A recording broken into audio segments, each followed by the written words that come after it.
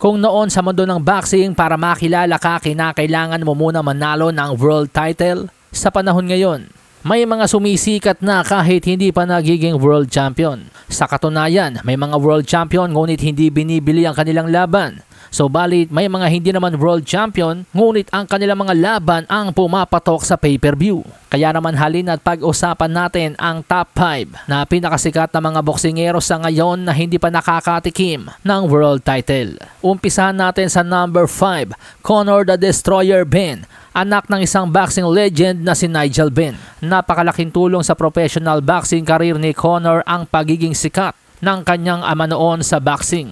Dahilan upang mahawakan agad ng big time promoter na si Eddie Hearn mulat sa pool sa kanyang pro debut pa lamang noong 2016. Subalit bakit nga ba mag-iisang dekada na hindi pa rin nananalo ng world title itong si The Destroyer? Well mga amigos, dalawang bagay ang nagpabagal ng karera ni Benn. Una, ang pandemic.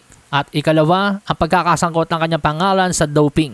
Pero ganun pa man napamanahan si Benn ng kanyang ama na si Nigel ng isang rivalry. Dahilan upang lalong pumutok ang pangalan ni Conor at tumabo sa takilya ang kanyang pay-per-view fight. Bagamat hindi pa siya nananalo ng world title, so balit halos abot kamay na rin naman niya yan. Sapagkat number 3 contender na nga po siya sa WBC ranking sa welterweight division. Posibleng kung hindi matutuloy ang rematch ni Mario Barrios at Manny Pacquiao, posibleng next in line si Conor Benn sa titulo ni Mario Barrios. Kaya naman natin nasasabing isa si Conor Benn sa mga pinakasikat na hindi pa nakakatikim ng world title sapagkat ang pangalang Conor Benn kahit papaano ay lagi namin mention ng ibang mga sikat na fighters tulad nila Gervonta Tank Davis at Manny Pacquiao.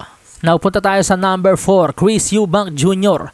Tulad ni Conor Benn, pinamanahan din ng kasikatan ng kanyang ama na si Chris Eubank Sr. Sa katunayan ng ama ni Conor Benn at Chris Eubank Jr. ang talagang dahilan kung bakit pumatok sa takilya ang kanilang rivalry. Dahil may rivalry na po ang tatay ni Conor Benn at Chris Eubank Jr. noon pa man. Kaya kung tumabo man ng 620,000 pay-per-view buys ang kanilang bakbakan, nandun na yung talento pero salamat pa rin sa kasikatan ng kanilang ama. Sa katunayan, nanalo na ng world title si Eubank Jr. pero yun nga lang, IBO lang ang kanyang napanalunan. Minor title lang ito. Hindi ito pasok sa 4 major sanctioning bodies na WBA, WBO, WBC at IBF.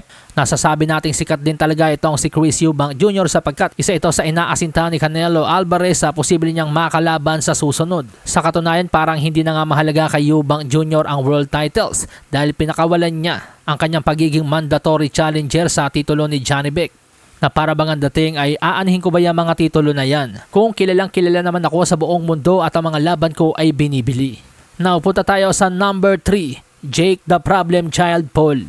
Kung sina Floyd Money Mayweather, Oscar De La Hoya at Manny Pacquiao kinailangan munang manalo ng sangkatutak na titulo bago naging pay-per-view star, etong si Jake Paul rekta. Kahit hindi pa nagiging world champion ay pumapatok at pinipilahan ang kanyang mga laban. Isang halimbawa na nga lamang niya ng kanyang laban sa 58 anyos na si Mike Tyson, kung saan Netflix pa mismo ang nagpalabas ng kanilang bakbakan. Magaling ang naging strategy ni Jake Paul sa paglako ng kanyang sariling pangalan. Ginamit niya ang kanyang kasikatan sa social media at matagumpay niya itong na-convert sa boxing.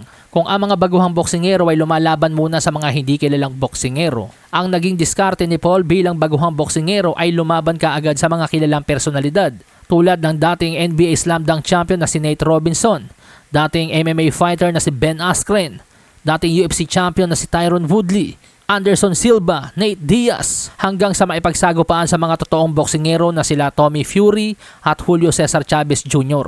At dahil nga po dyan mga amigos, pasok na ngayon bilang number 14 contender si Jake Paul sa WBA Cruiserweight Rankings. Ibig sabihin niyan, konting pukpok na lang pwede na siyang mapalaban sa world title fight.